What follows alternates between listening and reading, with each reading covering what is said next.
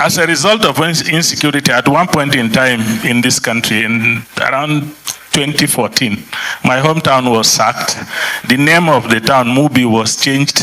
My aged father trekked 70. Hello and what's up, guys? In this video, we are looking at a northern elder who finally break his silence about a shocking moment in Nigeria's history, the day his hometown Mubi was destroyed, renamed, and the people scattered in fear. He begins with a heavy truth.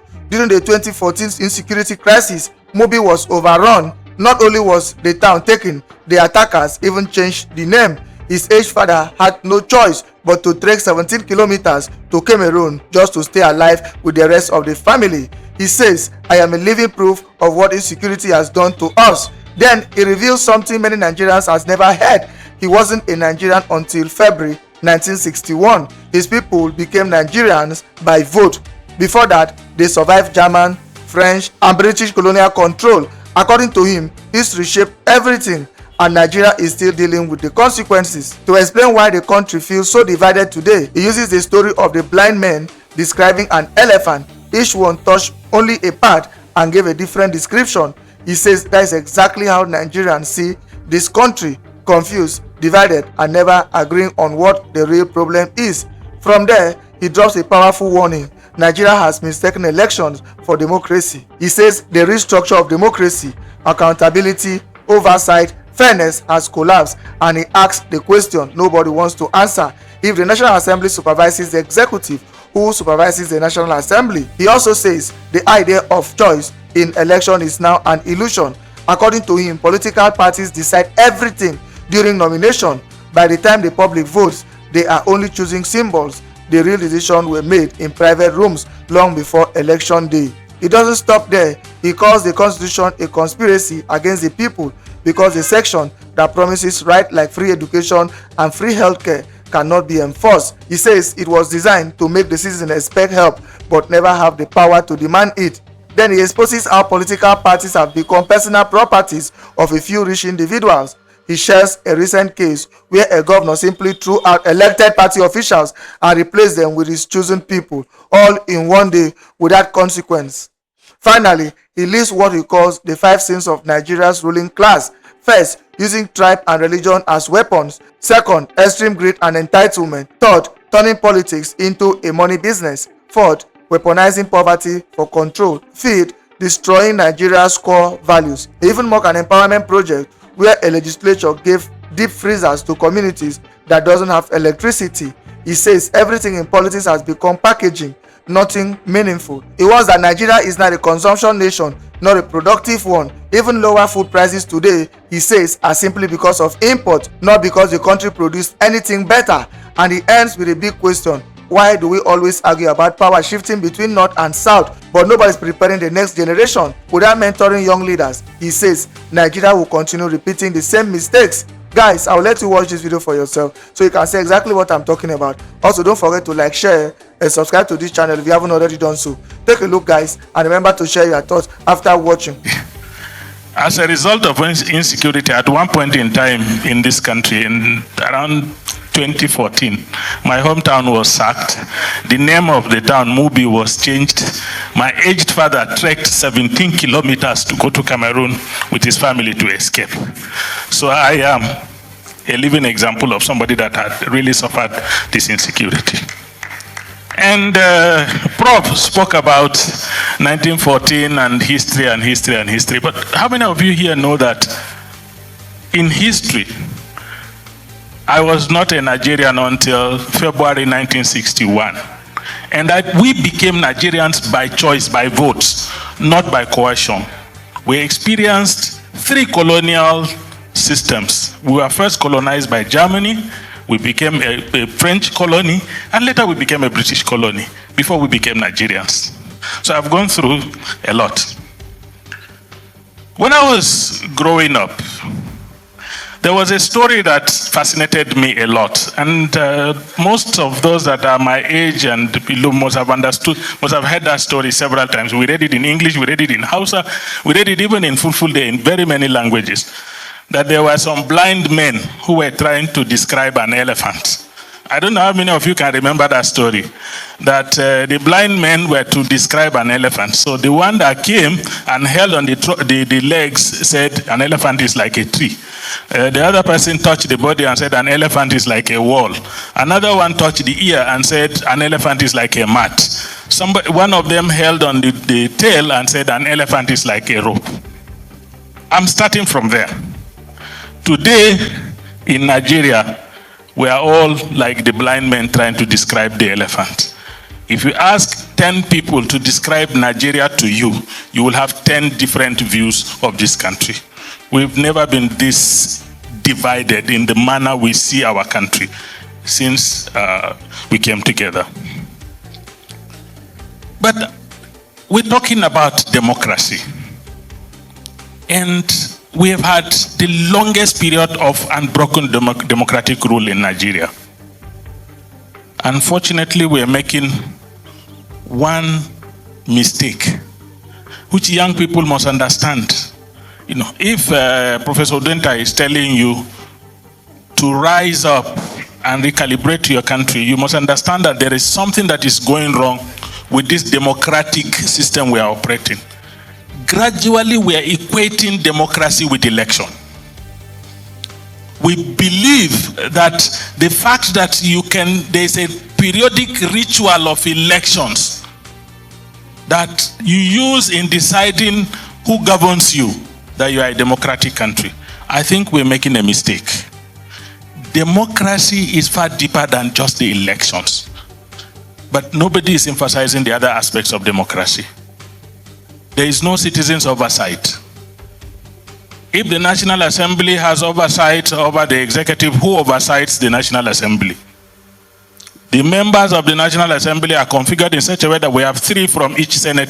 From each state, we have 3 senators, and then we have members of House of Reps representing populations. The essence of it is to ensure that in determining the future of our country, the states have an equal standing, so no smaller states are not cheated by bigger states, and then the populations are represented so that those with small populations do not cheat those with large population. That was the whole interest, the whole intent. And with that intent came the fact that members will be elected as representatives to come to Abuja and represent the interests of either their states or their people. But I don't know. With much respect to the members of National Assembly, on a lot of issues, they are not representing us. And I must say this very clearly. Now, again, we have another aspect of the democracy that we are facing that is not in our interest presently. The elimination of choice. You just conduct elections and pretend that you're making a choice. But that choice, how did that choice come about? Right from the process of nomination, there was nothing free and fair. Some individuals just decide and say this person will go and stand for this election, and then so the concept of choice has been eliminated from our democracy. Now, a democracy is like a bridge, and every bridge, for it, to be safe, must have guardrails on this side and on this side. Now, democracy also has its own guardrails. But for me, those guardrails of democracy are broken. And what are the guardrails? Some of them, yes. The Constitution. The Constitution is a guardrail of democracy. Does this Constitution safeguard democracy? For me, this Constitution is even a conspiracy against the people of this country, because Part 2 of the Constitution, fundamental objectives and directive principles of state, are made non-justiciable. That is the section that gives the leadership of Nigeria a sense of responsibility, and it gives the population of Nigeria a sense of duty, expectations from government. It says you are entitled to free education, you are entitled to free health, but if government doesn't give you, you can't go anywhere to ask for it. So why give you that in the first instance? Why make it, responsible and yet not responsible? Why do you have a constitution that says people of this country are entitled to certain things, but that if government does not provide those things, these people cannot go anywhere to ask government to provide them? Is that not a conspiracy against the people? Now, take, for example, a very serious issue that some of us are bothered about. The Constitution says no individual will be elected as an independent candidate. You need a political party to contest for an election. And then you go to a political party gives you a platform, an election is conducted, your name and your picture is not on the ballot paper, it's only the political party symbol that is there.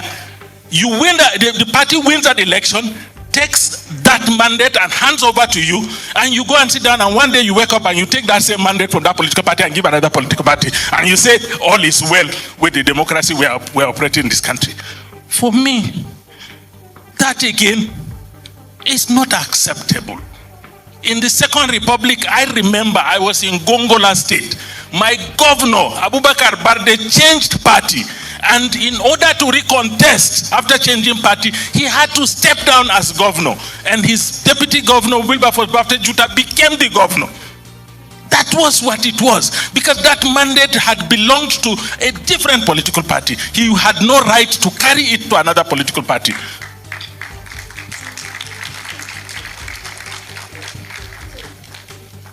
But today, what are we doing? We are celebrating people taking mandate given to one party and taking it to another party. And we think all is okay. Now, what of our laws, rules, and our courts? Are they actually safeguarding our democracy?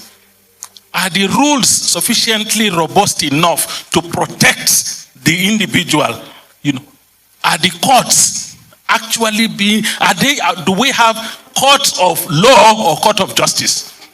Because there's a big difference. A court of justice dispenses justice to people. A court of law argues on the technicalities of law. At the end of the day, justice is not served. Now, what of the electoral umpire? These are all the guardrails of democracy. Is our INEC, electoral umpire, is it impartial?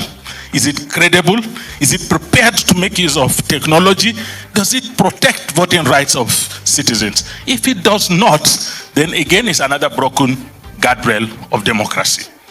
Now the political parties. The political parties are the most pathetic. None of the parties in this country is democratic. None of the parties is owned by the members. A few patrons with deep pockets control the parties. They determine how the parties are. Very recently, there was congresses in one of the political parties in one of the states. They did all the ward congress, all the local government congress, and all the state congress, and then elected whoever they wanted to elect as the leader. Everything was brought to the office of the governor, and the governor sat down and said, remove this guy. No, he's not fit to be in this place. Replace him with this guy. Remove this guy. Is that the kind of political party that can safeguard democracy? Now, do we have a political party whose not ideology, let me not even use ideology, because when people like Udenta use ideology, it frightens a lot of other people who think that when you say ideology, you're talking about yes, but do we have a political party whose character you can say this is what it stands for? How come our political parties have become revolving doors in the same building? So somebody can walk from this door, enter this room, come out from this room, enter this room without any feeling of either lost or whatever. What is really happening? Do we have political parties in the true sense of political parties? And if our parties do not have character, then how do you begin to ask the political parties, how do you hold them accountable for what they do? There are not two APC states in Nigeria that are doing the same thing. There are not two PDP states in Nigeria that are doing the same thing. It then means that the character of the leadership that is established in what we call democracy is dependent on the character on the individual that is holding the leadership position, not necessarily the party that has brought him to power, because the party is of no consequence and no value in determining the governance model that we have. Now, do we have another guardrail of democracy? Do we have mutual toleration? Do the political elite actually even tolerate each other? Do they build an elite consensus like the type that Professor Odinta spoke about? Or is it just conflict about material possession within the system? Now there are 5 sins of the ruling elite. I confess I am one of the ruling elite, and my colleagues here sitting down here all are members of the ruling elite. And we have 5 sins. You are, my friend. The first sin that we are committing against this system is the amplification of our natural fault lines. We amplify our natural fault lines. We push the differences that we have much, much harder than the things that are supposed to bring us together. And we do that coupled with our sense of micronationalism to give us advantage in power ascension. It's not because when we ascend the power, we will remember the very people that we are talking about in terms of division. The second sin that our ruling elites have imbibed is excessive greed and institutionalization of entitlement over and above responsibility. I am imagining a person of 60, 70 in Nigeria telling you he is speaking 2 billion. What are you going to do with that? What are you going to do with it? And the moment you elect people and you send them to the National Assembly, the first motion they are going to talk about is the cars they are going to have. Seriously speaking. So is this entitlement? What am I entitled to? Is what they are more bothered about. And every blessed day, they sit down and discuss their entitlement. They don't discuss the entitlements of the ordinary people of Nigeria. The other one is the institutionalization of transactional relationships in politics and all social engagement. Today, if you go back to your village, if you are not ready to distribute money, nobody takes you as a very serious person. We have made the entire country a huge transactional entity, that everything has to be transactional, everything has to be with money. And the fourth is the weaponization of poverty. We have made our people very poor, and because they are poor, we weaponize that poverty to use it for power ascendancy, and then we lie to the same people that we are going to alleviate their poverty, but the moment we get power, we accumulate more resources, increase more poverty on the part of the people, and then at the end of the day, the cycle continues. You ride the best car or whatever, you must also come and tell us what you're doing for us. But here we are. They have even changed the style of governance now. When they want to come to you, they will buy some very stupid items and come and claim that they are empowering you. As they are distributing those empowerment materials, their agents are standing by the side to buy them back. One day, I saw an item in one of our legislators' empowerment. He is going to provide deep freezers to his constituents. I know the constituency. I know they have no power. And I know that deep freezers are not powered by firewood. So I was shocked. You go to Cameroon here, in spite of the crisis they are facing, their leaders are constructing off-grid solar power lights for rural communities. Empower people with something that can impact on their lives. Why do you give them deep freezers when you know they have no light? When you know that deep freezers are not powered by firewood? I leave it at that. We want to fix Nigeria. Then we must fix productivity, not consumption. Today, we are a consumption nation. Whether we like it or not, we are a consumption nation. Even the drop in the prices of food items is not because we have produced more food as a result of agriculture. It's because we have imported more food. Which country in this world can develop by being a consumption nation, not a productive nation? If we do not improve our productive capacity, we're wasting our time.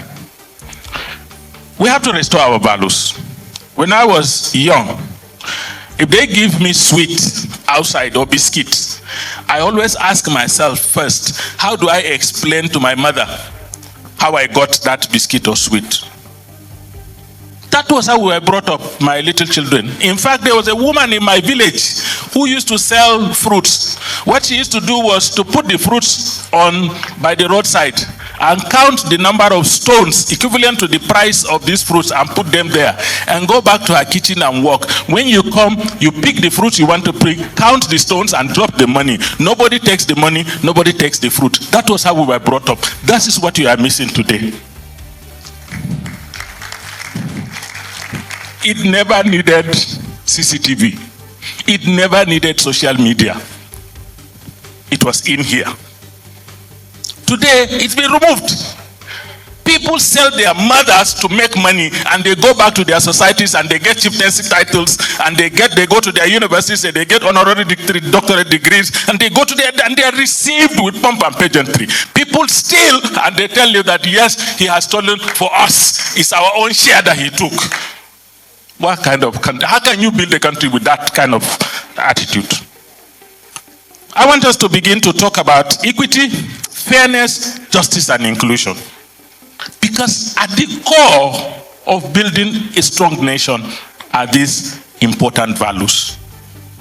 If there is anybody here who is skillful enough, can you please clap with one hand? Please, can you clap with one hand? The fact that you need both your hands to clap means that in nation building, you need the man, you need the woman, you need the boy, you need the girl, you need everybody in society. Now, I am almost coming to an end.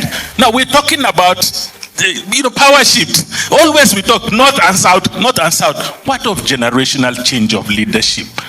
Why can't we begin to mentor younger people, stronger people, and hand over power to those people that we have mentored? Presently, we are not mentoring anybody. Anybody 40 years and below in Nigeria had never lived in a good system. That's why you see student union leader has 40 SS. Because that's the only thing he has seen in his life.